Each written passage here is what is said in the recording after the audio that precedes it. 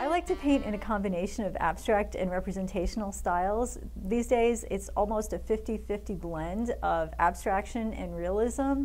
I find that I really like to draw, and so that's how all my paintings start out, but that's not quite enough for me. I like to pull in the concepts that you can pull into a more modern type of an approach, such as texture and expressive use of color and brushwork. Those are the things that I think really bring something that starts out with a good drawing to life. That's the stuff that's going to set it apart and make it come alive.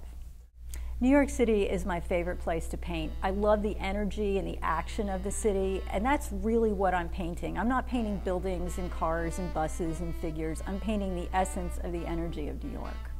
One of the things I find particularly interesting about Anne's work is her incorporation of scaffolding as a compositional element in some of her urban scenes.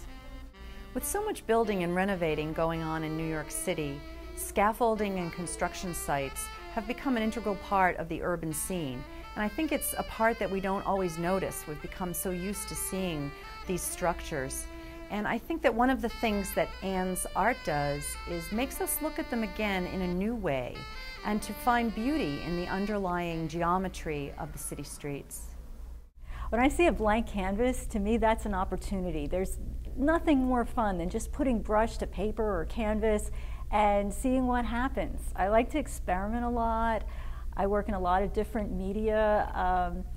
In doing that, you find different ways of interpreting your subject. And the first time that you paint something, you're really just getting to know it. That's why I do so many studies and sketches. I'll often paint the same subject several times. If it's an urban landscape, I may visit the place several times, do a lot of different sketches, take a lot of different reference photos.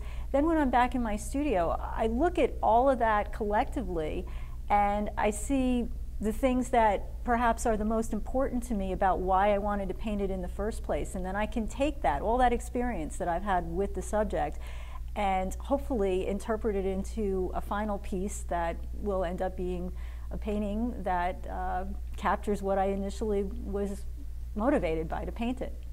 Well, what first attracted me to the painting, I love the soft colors, and the lines draws you in, it just pulls you in, the scaffolding, all the lines converging diagonally into, the horizon. My husband and I, we just fell for it. We like the motif too. It's very relatable. It feels like in the early days when I would go to work in the city. That's how I imagine, hopefully I looked like. I sketch every day. A lot of it is as a result of my teaching, because I do demos in all of my classes, and a lot of times what I'll do is I'll use those demos in order to work out ideas that I have for paintings. And I also sketch a lot on location. All of the pieces that I have here today, a lot of them are studio pieces, but most of them start out with me doing sketches on site. When you're sketching on site, you have a limited amount of time to get that essence of whatever it is that attracts you to what you're painting down on paper or down on canvas, and that's what fills the paintings with so much life and so much expression.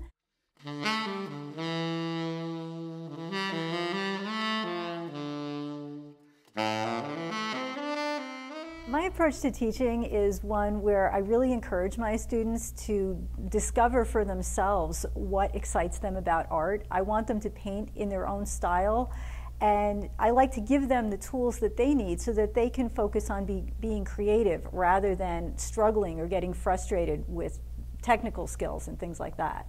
I always tell my students, when you're painting or when you're drawing, you have to think of what you're creating as something new. The goal isn't to replicate something that exists already, but to make something new, a new visual type of a reality that's hopefully more exciting than what's actually there. down the road, I just see myself as continuing to grow and experiment. I'd love to see where I can take this concept of blending realism and abstraction even further. And really, I just love to paint so much that as long as I can continue to be expressive and experimental, I just would like to see what the best work that I can possibly do is.